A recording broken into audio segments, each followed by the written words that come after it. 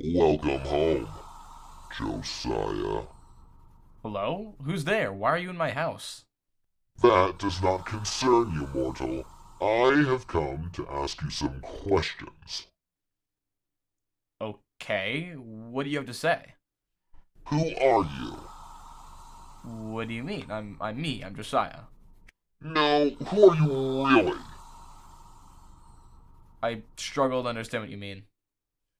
Who are you intrinsically? Oh, like the essential self? Yeah, duh. Oh, well, I think it varies. Elaborate. Okay, well, I find myself agreeing with contemporary philosophers on how the self is not necessarily static. I can't believe that we have a static essential self because I've experienced in my own life an amount of change that would lead me to argue that I have very little, if anything, in common with me from my past. What makes you think other options don't apply? I mean, I agree with Descartes that the actual manifestation of the essential self is purely contained within your conscious existence. I also find myself agreeing with Karl Marx with how the essential self is additionally a product of the society it forms in. I feel that this is natural because, of course, one can only form an identity on what they know, and people are surrounded by their societies. Interesting opinion. Do you think you're unique? Yeah, I'd say so. I'm pretty different from my mom, even though she raised me. What about your generation? How are the people in your generation different from the last guys? Whoa, why the interrogative tone? Anyways, a large characterizing factor in my generation was the onset of digital technology in our developing years. Coming from a generation wherein many were infants when the first iPhone released, the internet has become an integral part of everybody's lives. We needn't adjust though. The internet is the reality we were born into.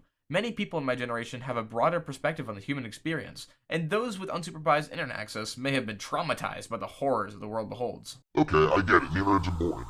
But what other mutual experiences do you think shaped your generation?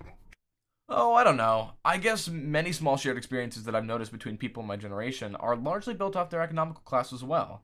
But I think that plays into the fact that many of the parents in Gen Z, well, at least in North America, as generations are more of a cultural thing, and I'm specifically talking about North American culture here, were likely somewhat affected by the Great Recession of 2008 and other economic plights like the post 9/11 recession and the bursting of the dot-com bubble. It makes sense that this would affect my generation due to the whole Karl Marx thing I mentioned earlier.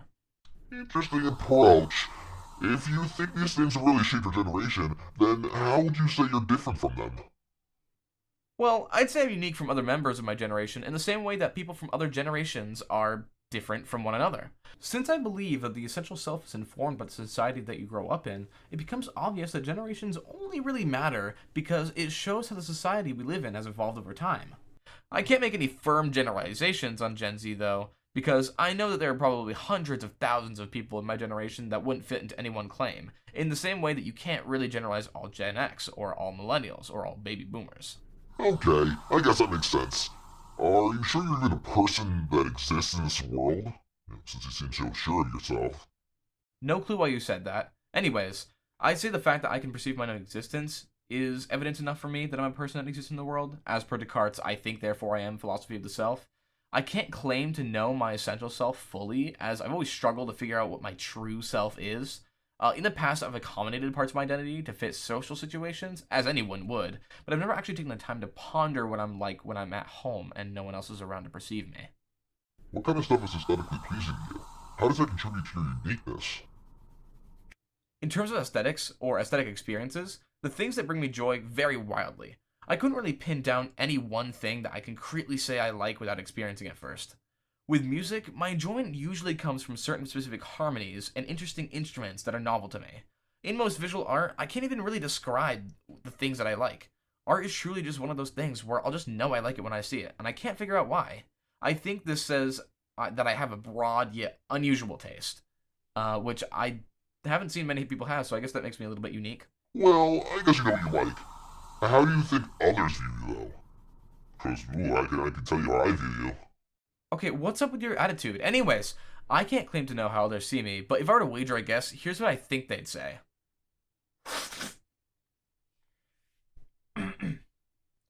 Josiah's alright.